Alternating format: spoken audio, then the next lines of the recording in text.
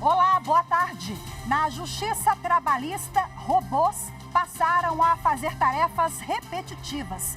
O projeto de aceleração digital, desenvolvido pelo Tribunal Regional do Trabalho da 9ª Região, no Paraná, trouxe mais celeridade. E o resultado foi a adoção do projeto em tribunais de justiça trabalhista em todo o país. Eu sou Rafaela Vivas e o projeto é um dos destaques do dia. Vamos aos demais.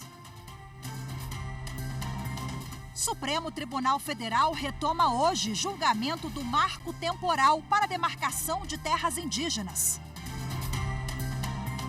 9 pessoas em situação análoga à escravidão são resgatadas em garimpos ilegais no Pará. E ainda, Diário Oficial traz nome da advogada Daniela Teixeira, indicada para ocupar uma das vagas em aberto no Superior Tribunal de Justiça.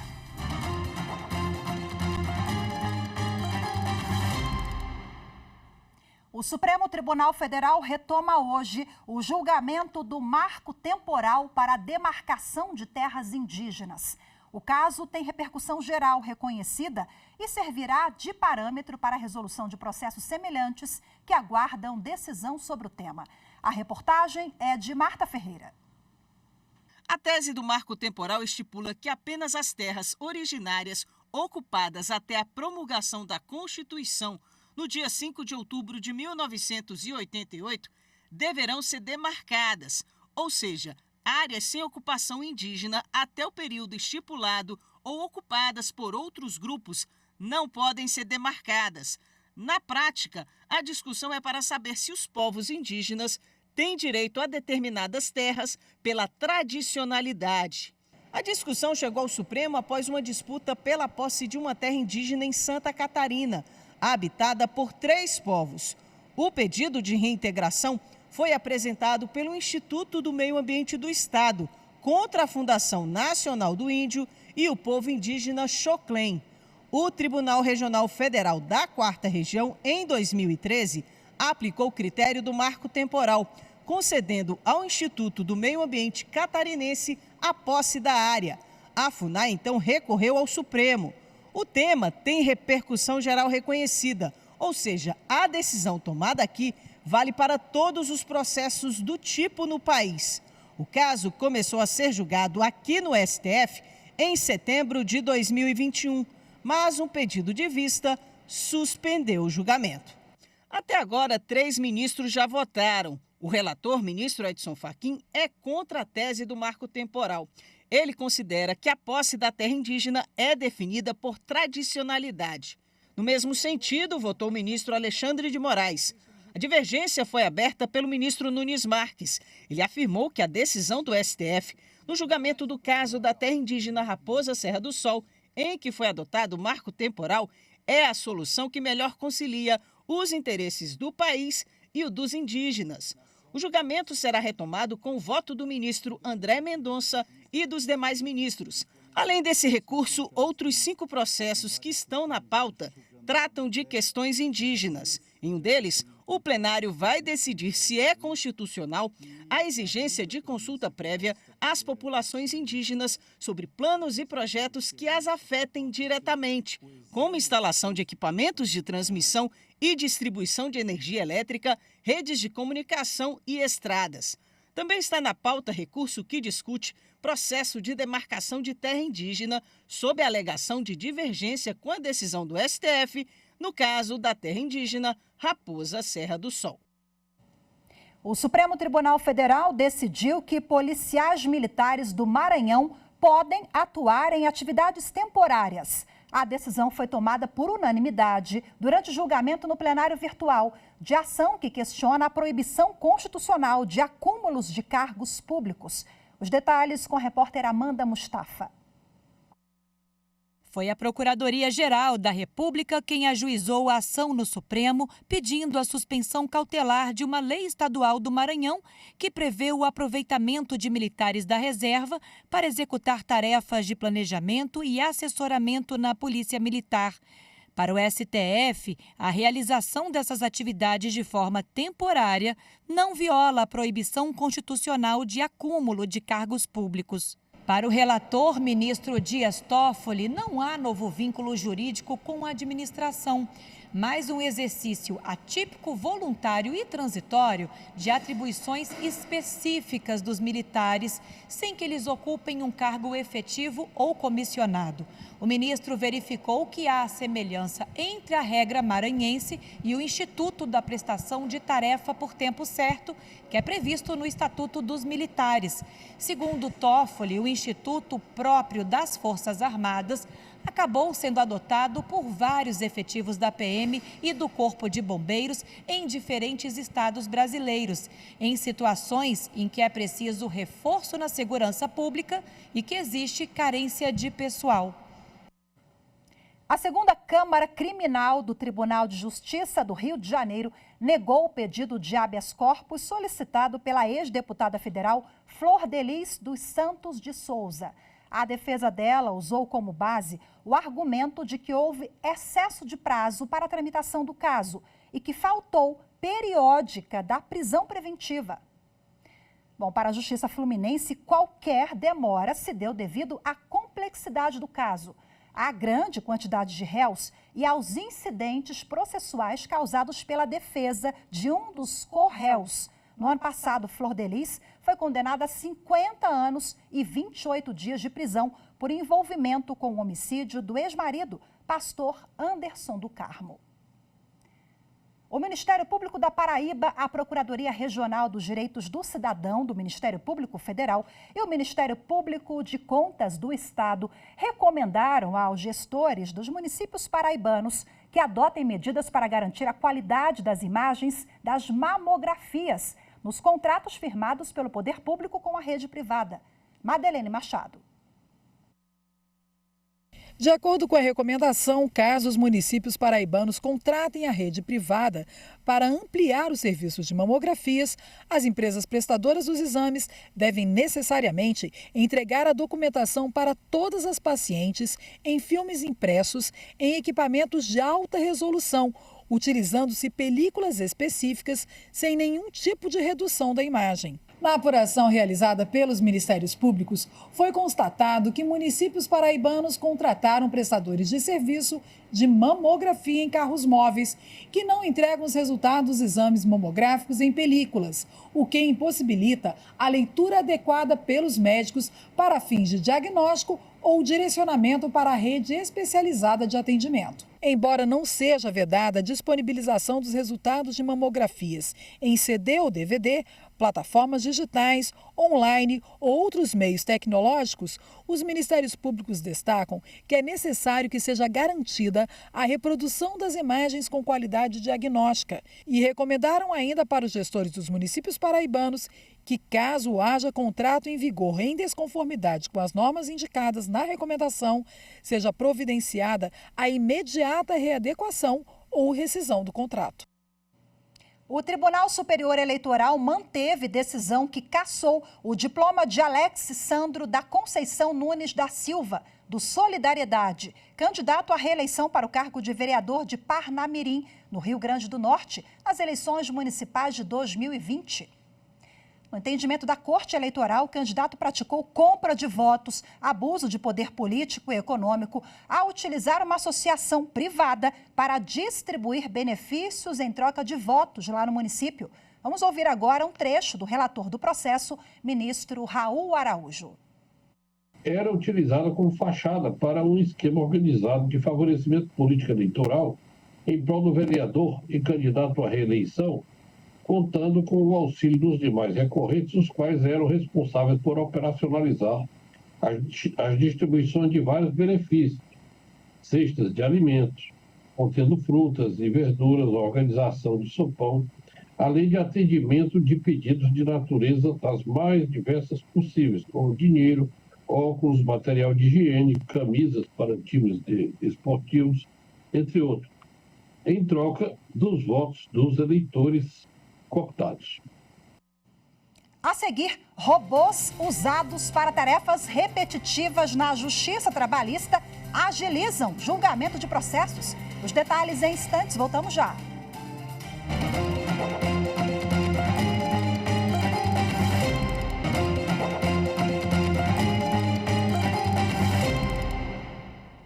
Eles assumem tarefas repetitivas que não dependem da intervenção humana. Estamos falando de robôs usados pela Justiça Trabalhista para agilizar o julgamento de processos. A iniciativa do Tribunal Regional do Trabalho da 9ª Região, no Paraná, fez tanto sucesso que o projeto de aceleração digital foi incorporado nacionalmente pela Justiça Trabalhista. Amanda Mustafa explica pra gente. Solária. O nome do projeto é inspirado em uma obra de ficção científica em que a população produzia robôs para atender às necessidades dos humanos. E é por aí mesmo, viu? Se eu olhar antes e depois dos robôs, é difícil eu imaginar o meu dia a dia de trabalho hoje sem eles, né? Seria como voltar a andar de carroça, porque os benefícios para o servidor são inúmeros. E esses benefícios para o servidor também refletem no público externo. Com essa agilidade que a gente consegue empregar na tramitação dos processos, a gente está atendendo aos princípios da duração razoável do processo e da entrega da prestação jurisdicional de forma mais célere. A Cristiane é uma das desenvolvedoras do projeto Solária. A ideia surgiu há 3 anos como forma de melhorar os processos de trabalho com o uso da aceleração digital e da automação por magistrados e servidores da Justiça do Trabalho do Paraná. Hoje são mais de 21 robôs em ação e outros 9 estão em fase de desenvolvimento. A gente tem inúmeros robôs, né? Eu acho que os que trazem maior benefício são aqueles que interagem com outros sistemas fora do PJI. Para medir a eficiência dos robôs, foram construídos indicadores, como o tempo que eles assumem das tarefas humanas e o que conseguem produzir. Desde o início do projeto, no TRT do Paraná, já foram economizadas mais de 59 mil horas de esforço. Em julho, o projeto foi lançado nacionalmente e apresentado às equipes técnicas dos tribunais do trabalho de todo o país. E agora, para detalhar o assunto, falar mais sobre essa ferramenta, eu converso ao vivo, de forma remota, com o juiz do trabalho, Braulio Guzmão, que é secretário-geral do Conselho Superior da Justiça do Trabalho. Doutor Braulio, seja bem-vindo, boa tarde, muito obrigada pela sua participação. Boa tarde, muito obrigado por estar aqui, pelo convite.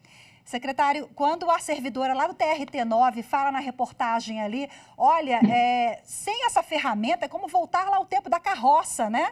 Eu achei super interessante e a gente consegue visualizar bem o quanto essa ferramenta facilita o dia a dia de servidores, consequentemente magistrados também, né? Queria que o senhor falasse sobre esse avanço e a importância da iniciativa na Justiça Trabalhista de todo o país. O projeto, eu sou do TRT9, fui um dos responsáveis por começar esse projeto. Ele vem nos ajudar a resolver vários problemas, não só o problema do dia a dia, da necessidade de o processo ser mais célere, do processo da gente poder dar uma resposta melhor para a sociedade, mas vem também para ajudar a nos resolver um déficit de pessoas, né, de servidores, que a todo momento nós lidamos com aposentadorias, com a ausência dos servidores, e instituir robôs, trabalharmos com automação, nos ajuda muito com isso. Além disso, nós tiramos dessas pessoas aquela tarefa enfadonha, repetitiva, monótona, e delegamos isso para a máquina, para que ela possa dar conta disso e as pessoas possam dedicar mais tempo àquilo que realmente importa no processo e no assessoramento aos magistrados e magistradas. Perfeito, doutor Braulio. Para que o telespectador ou ouvinte entenda, o magistrado não vai deixar de julgar o processo, né? Nós não teremos aquela frieza ou afastamento, pelo contrário, é uma ferramenta para tornar o juiz mais próximo do cidadão, porque ele vai ter, o servidor, mais tempo para se dedicar àquela causa. É isso mesmo? É isso. É que quando nós escutamos sobre a justiça, nós imaginamos que, às vezes não conseguimos imaginar, a população, o que acontece entre um momento em que alguém ajuiza uma demanda, busca a justiça até que ela tenha uma decisão. uma série de atos são praticados nesse meio tempo. São atos que, vamos dizer assim, atos de cartório, atos do dia a dia, que são necessários, que são importantes, mas que são repetitivos. Nós já temos isso marcado, às vezes fazer uma intimação, emitir um documento, comunicar alguém, enfim, agendar uma audiência. Tudo isso são coisas rotineiras que são possíveis de serem mapeadas e entregues ao robô. Mas ao magistrado, o robô não toma decisões pelo juiz, as decisões são do magistrado, elas são ele que toma essas decisões. Eu vou dar um exemplo bem simples. Nós estamos falando aqui pelo Zoom. Para eu poder participar dessa entrevista com vocês me enviaram um link para que eu pudesse clicar nesse link e entrar nessa conferência. Nós temos casos na Justiça de sessões ou audiências por videoconferência. O que esse robô faz? Esse robô olha o horário da audiência, vai até o sistema como esse de videoconferência, obtém o link e publica esse link no processo. Ele faz o que alguém teria que fazer, não precisa fazer, o robô faz. É um exemplo pequeno. Perfeito, belo exemplo. E isso para o nosso dia a dia, encurta distâncias, facilita o nosso trabalho. No Poder Judiciário não é diferente. Agora eu quero perguntar se o jurisdicionado, quem está lá na ponta, o cidadão, ele observa essa mudança, essa tecnologia, o robô no TRT9 e agora em todo o país? Veja só, uma das iniciativas, uma das medidas que nós tomamos nesse projeto foi analisar o tempo que as pessoas levam para aquela determinada tarefa repetitiva e elas são delegadas ao robô, começamos a medir quanto de tempo de tarefas repetitivas os robôs assumiram. Hoje, o trabalho dos robôs, esse número da matéria, ele é de alguns dias. Hoje, eu fui olhar os dados, porque eles são atualizados diariamente, já passamos de 64 mil horas trabalhadas. Olha, e amanhã, mês passado, certamente alcançaremos um número maior. Exato. E no mês passado significou o trabalho de 23 pessoas.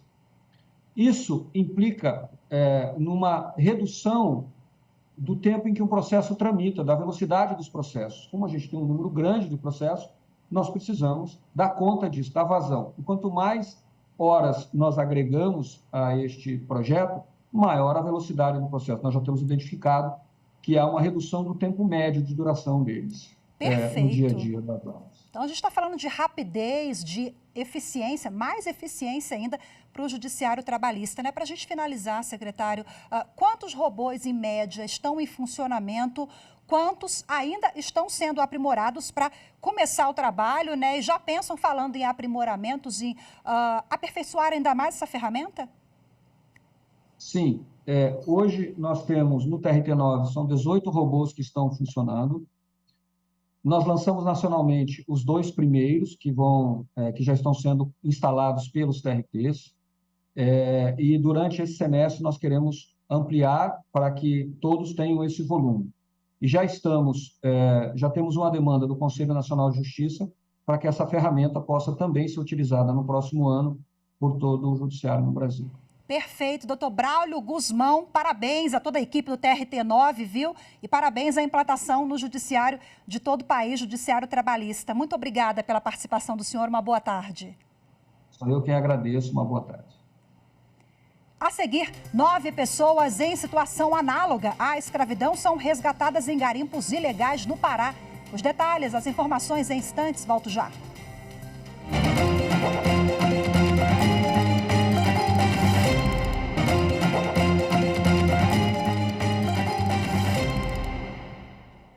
Com autorização da Justiça, a Polícia Federal deflagrou na manhã de hoje, no sudeste paraense, uma operação que resgatou 9 pessoas em situação análoga à escravidão em garimpos ilegais. Quem tem os detalhes é a repórter Carolina Chaves. Na operação, mais de 100 agentes desmontaram garimpos ilegais que funcionavam para a extração de cobre, manganês e ouro nos municípios paraenses de Canaã dos Carajás, Curionópolis, Parauapebas e Marabá. Em um deles foram encontrados 9 trabalhadores em condições semelhantes à escravidão. 2 pessoas foram presas em flagrante. Ao todo, foram cumpridos 20 mandados de busca e apreensão. Durante a ação, os agentes apreenderam e inutilizaram escavadeiras, tratores, geradores e veículos usados na extração dos minérios. Também foram implodidos postes e transformadores de energia clandestina que alimentavam o funcionamento do garimpo. Uma pistola e 2 escavadeiras foram apreendidas. Os garimpos ilegais na região são constantemente combatidos pela Polícia Federal. As operações atuais são desdobramentos de outras recentes. Na de hoje foi feito o bloqueio de bens avaliados em 361 milhões de reais. Se confirmada a hipótese criminal, os responsáveis podem responder por crimes ambientais, crime de extração ilegal de minério, associação criminosa, dentre outros.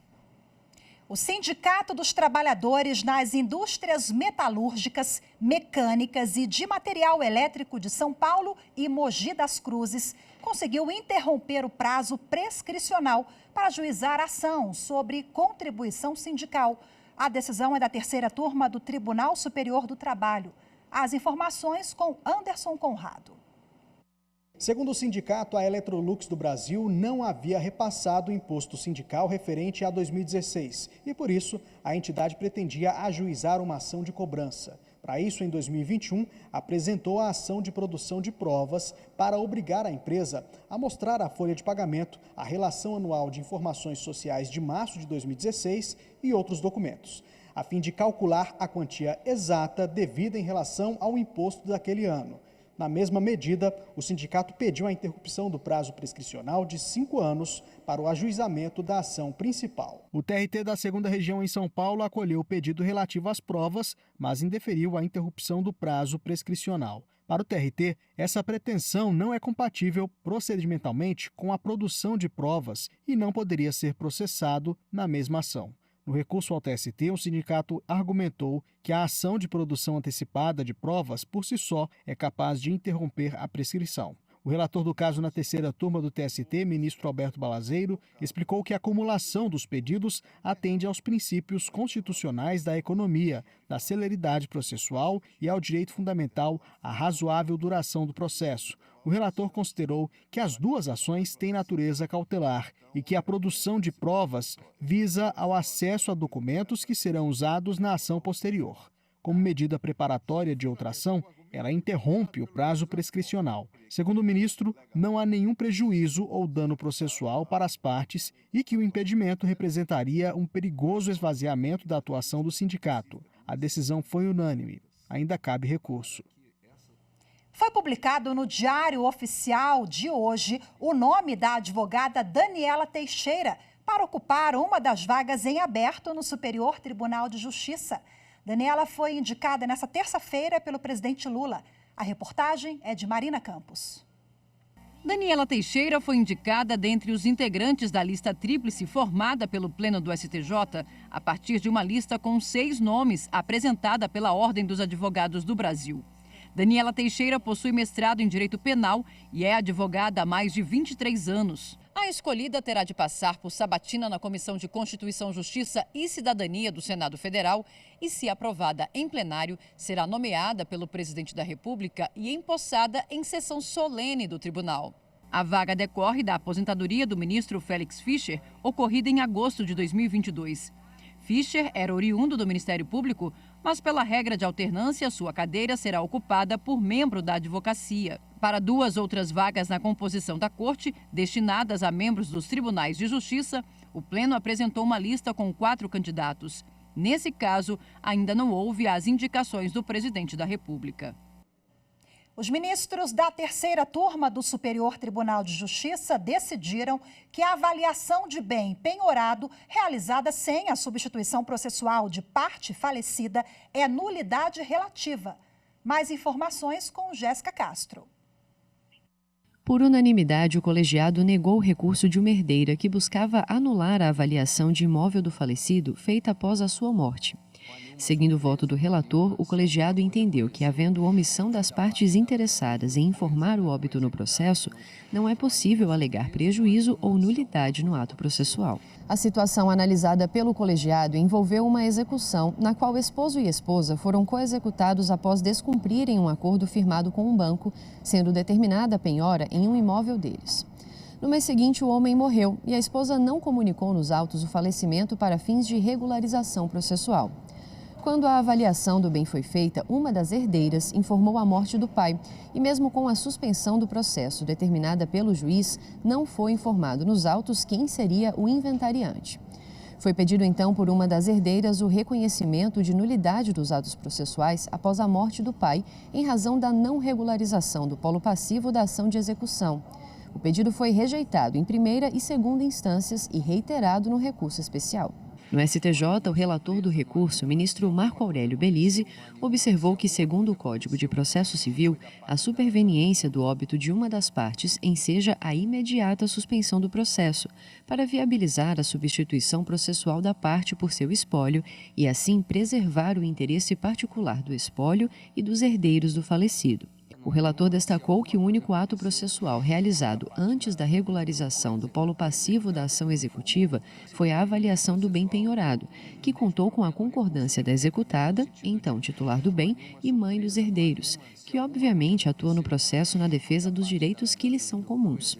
Assim, a terceira turma considerou que a omissão da parte não pode ser admitida para benefício próprio, para não violar o princípio da boa-fé processual.